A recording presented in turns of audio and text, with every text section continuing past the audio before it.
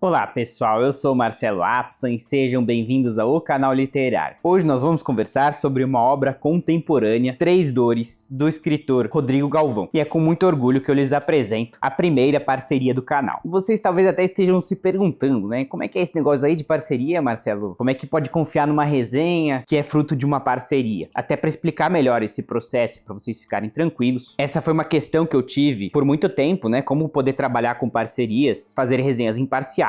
E eu sim trouxe uma solução, que é a leitura crítica. Qualquer autor independente, ou até mesmo de uma editora, que queira fazer uma parceria aqui com o canal, ele precisa passar por este processo de leitura crítica, que nada mais é do que uma grande revisão. É um serviço remunerado e completamente independente da parte de publicidade. Nessa leitura crítica, eu não vou apenas ler a obra, mas vou tecer meus comentários, fazer uma verdadeira avaliação e revisão da obra, né? E vou avaliar vários critérios, como enredo, personagens, temas da obra, estética, linguagem, e vou dar uma nota para cada critério e ao final vou dar uma nota geral. Para o escritor poder fazer a parceria com o canal, ele precisa atingir pelo menos 70%. É uma maneira que eu encontrei de manter a qualidade das obras que eu recomendo. Então, dessa maneira, eu também, como produtor de conteúdo e que meu tempo custa um certo dinheiro, não tenho problema algum de rejeitar uma parceria se ela não passou na leitura crítica, uma vez que eu já fui remunerado por esse serviço para dedicar esse tempo para a leitura da obra. Então, se eu estou anunciando aqui o nosso querido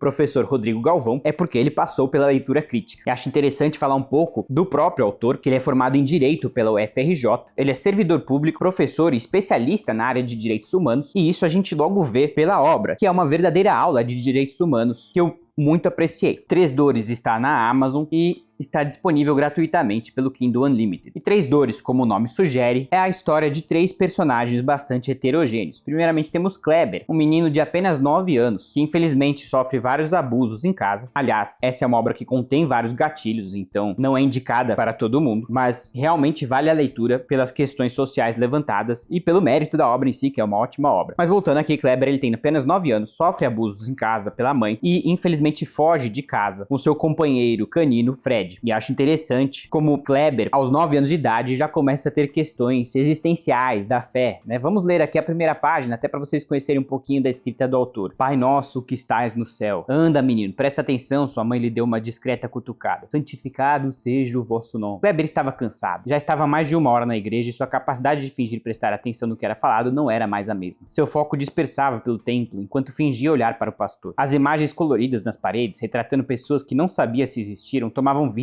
e dançavam. O chão velho da igreja tornava-se novo à medida em que sua visão embaçava, e as pessoas que o rodeavam em trajes formais se desintegravam como se fossem levadas pelos grandes ventiladores que serviam ao local. O cheiro forte e nauseante de madeira dos bancos tomava conta de tudo. A cabeça do menino caía conforme ele pegava no sono, e nada irritava mais sua mãe, que odiava passar vergonha em frente a seus irmãos. Além disso, não entendia a necessidade de estar rezando. Não conseguia ver ou sentir esse Deus. Ninguém nunca lhe ensinara a rezar. Feche os olhos e fale com o papai do céu. Mas como? Ele não respondia, as instruções não eram claras. Até o momento, tudo o que pedira não havia sido atendido. Todas suas súplicas encontraram silêncio como resposta. Apenas fale, filho, que ele lhe escutará. Mas até o momento não recebera nenhum sinal de que havia alguém escutando. E a crença em algo unilateral era demais para se exigir de alguém que não podia esperar. Aqui a gente já pode ver uma escrita bastante envolvente, né, do autor, e os questionamentos da fé, né, de um menino de apenas 9 anos. É uma situação bastante trágica, né, ao passo de que ele tem uma vida muito sofrida, o Kleber. Enfim, ele foge de casa e encontrará Maria, uma mulher que trabalhava nas casas de tolerância, mais notadamente o Palácio dos Prazeres, onde sofreu abusos de um miliciano, Jorge, que será, digamos, o grande vilão da história, o que é trágico, né? Alguém que é policial, que deveria proteger a população mais vulnerável, é justamente aquele que está lá,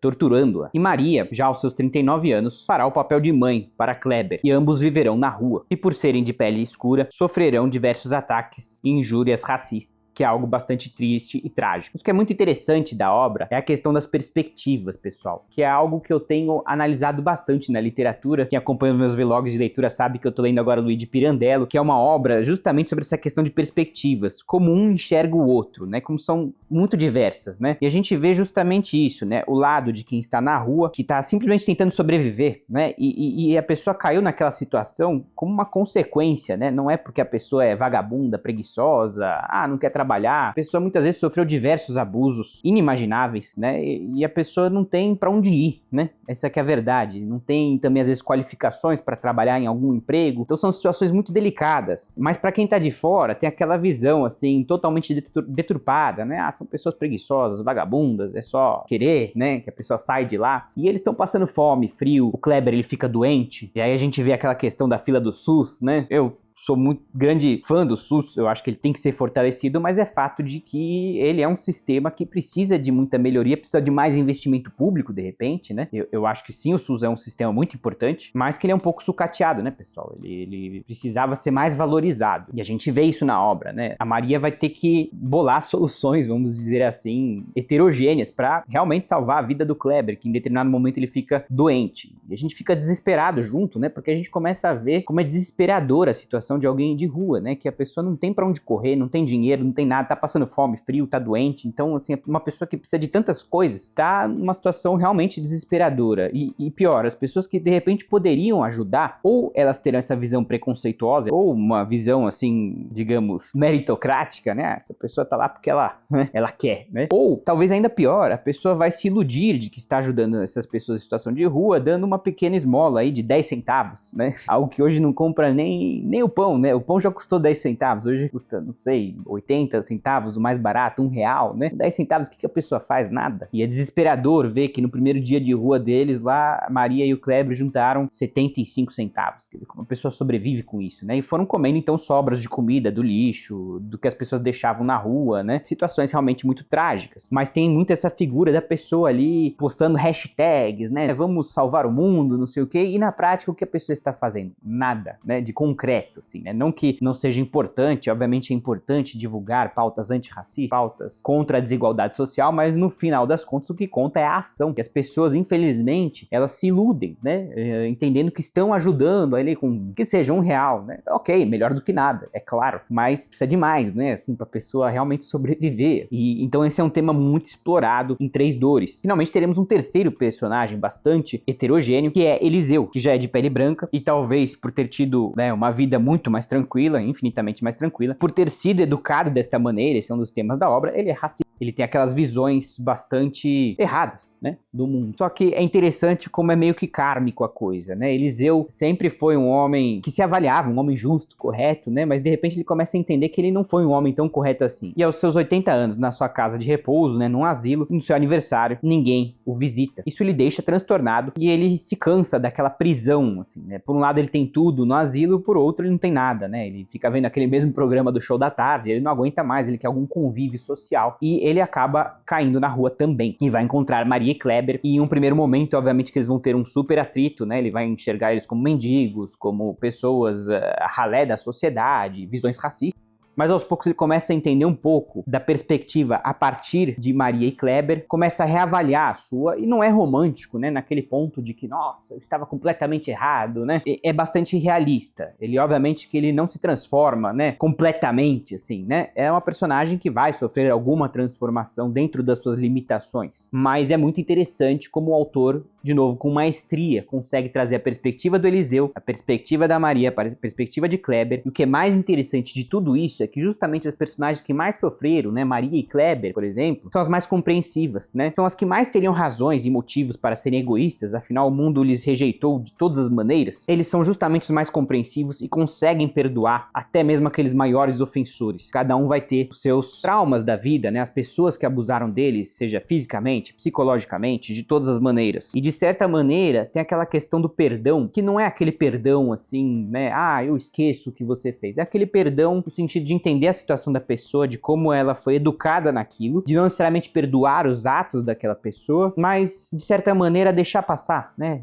move on, né, como se fala em inglês, né, ir pra frente. Então eu acho que esse é um tema muito legal, muito em voga também hoje em dia, de você perdoar os seus ofensores, mas não por pena deles, mas por pena de você, né, aquela questão assim, muitos psicólogos falam, né, Que você tá com raiva daquela pessoa, na verdade você tá favorecendo aquela pessoa, né? Você tá deixando aquela pessoa alugar um triplex, né, na sua cabeça. Esse termo tá em voga aí. E não tem motivo, né? Se você quer crescer, se você quer superar esses medos, traumas, é claro que você não deve perdoar.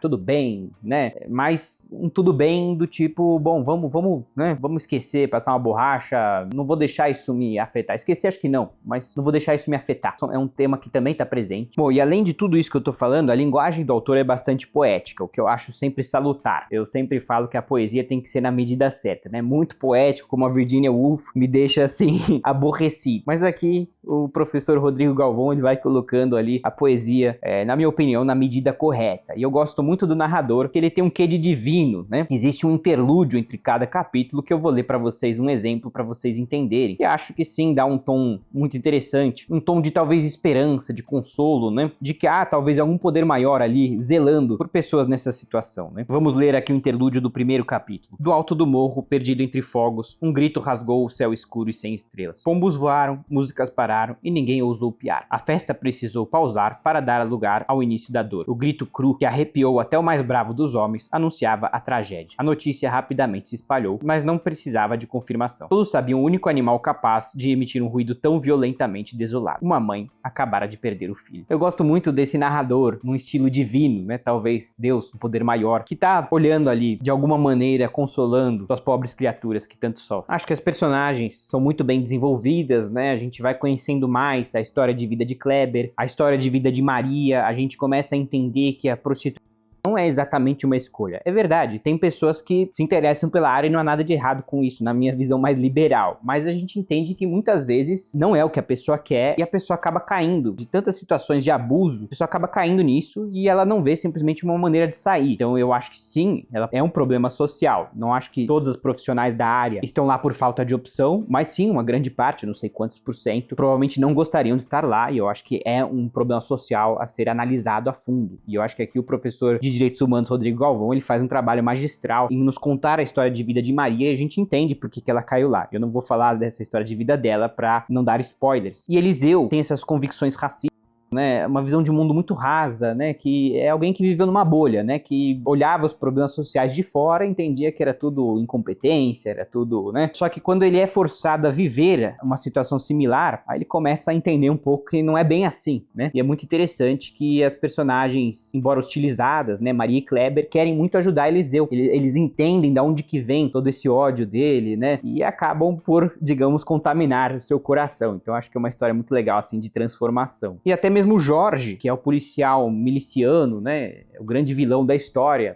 a gente também começa a entender um pouco da história de vida dele, e de maneira alguma dá pra passar pano nos comportamentos dele, mas é importante sim entender da onde que veio esse comportamento violento, porque eu acredito muito na prevenção ao crime, né, hoje em dia fala-se muito da punição ao crime, mas pouco se fala da prevenção, né, de repente você analisar famílias em situações de abuso, né, crianças, né, em situações de abuso, se você puder salvar, resgatar essas crianças, se você puder de alguma maneira melhorar a infância das crianças, sem dúvida que isso vai reduzir a criminalidade. Eu entendo, assim, a minha visão de mundo que nenhum bebê nasce com uma arma na mão, né? Nenhum bebê fala assim, quando eu crescer, eu vou ser um grande criminoso, né? O bebê, ele é um bebê. Como é que é a história de vida desse criminoso, né? As pessoas, às vezes, logo falam assim, bandido bom e bandido morto. Tá, beleza. Mas o dia também que, às vezes, tem bandidos de todos os lados também, e, né, é um pouco seletiva essa visão. Mas poucas pessoas analisam a história de vida do bandido, e eu nem tô falando aqui numa questão de pena, assim, estou com pena dele. Uma questão social mesmo, que de repente, se ele tivesse tido uma história de vida diferente, não seria um chefe do crime, não seria um grande bandido, poderia ser um cientista, poderia ser outra coisa. Então eu acho que é uma obra fundamental para a gente entender essas questões, sobretudo da infância, como que de repente todos esses problemas que a gente vê na obra poderiam ser evitados se a gente trabalhasse essas questões de prevenção ao crime. Eu já vi TED Talks sobre isso e realmente é um assunto muito pouco falado, e é um fator determinante a infância, né, e a gente tá aqui meio que de braços cruzados, assim, eu entendo. A gente deveria estar mais ativo nessa área penal, digamos, né? Ao invés de pensar tanto nas execuções penais, pensar na prevenção, né? Se você corta na raiz o mal, no bom sentido, né? De dar educação, dar segurança, sobretudo para crianças vulneráveis, sem dúvida isso vai ter efeitos positivos lá na frente. Outra questão interessante são as religiões afro que aparecem aqui. Eu acho até que o autor poderia até colocar mais elementos. Eu gostei muito do pouco que eu vi aqui. E como sugestões de melhoria ao autor, por ser uma publicação independente, é uma obra, né, né, do Kindle, foi feita uma revisão, mas eu acredito que realmente caberia mais uma para dar aquela lapidada na linguagem. Eu acho que sim, o autor escreve bem, ele tem muito talento, muito potencial, e minha crítica ficou apenas na parte da linguagem, de o autor dar aquela lapidada na questão de encadeamento de períodos. O português é uma língua muito complexa, né, cheia de regras gramaticais. E digo isso para qualquer autor, mesmo aquele mais e mais experiente, ele com certeza vai cometer erros gramaticais, às vezes até sutis, e por isso a importância de um trabalho de revisão que foi feito, tá, pessoal? A obra é revisada, dá pra perceber que foi feita uma revisão, mas caberia sim mais uma pra dar aquela última lapidada. E eu também sugeri ao autor que investisse até mais nas reflexões das personagens, que são simplesmente muito ricas. E eu até entendo o dilema do autor moderno, porque hoje as pessoas são muito imediatistas, né? Elas querem a coisa mais rápida, né? E eu mesmo também sou autor e eu sei que às vezes a gente tem aquela tentação de entregar um enredo um pouco mais rápido, porque talvez as pessoas não tenham paciência, mas no caso eu tô aqui até elogiando o autor, que ele tem um grande talento para entrar a fundo nessas reflexões. Quem acompanha o canal sabe que eu sou grande fã das reflexões, e que de repente, sim, é possível ele se alongar um pouquinho mais nelas, sem medo de que vá perder leitores por isso. Eu acho que muito pelo contrário, ele só tem a ganhar, porque ele realmente tem um grande talento para essa área que eu tanto gosto. Enfim, como eu disse, eu recomendo fortemente sim a leitura. Eu acho que é uma leitura muito atual, vai trazer temas importantíssimos como racismo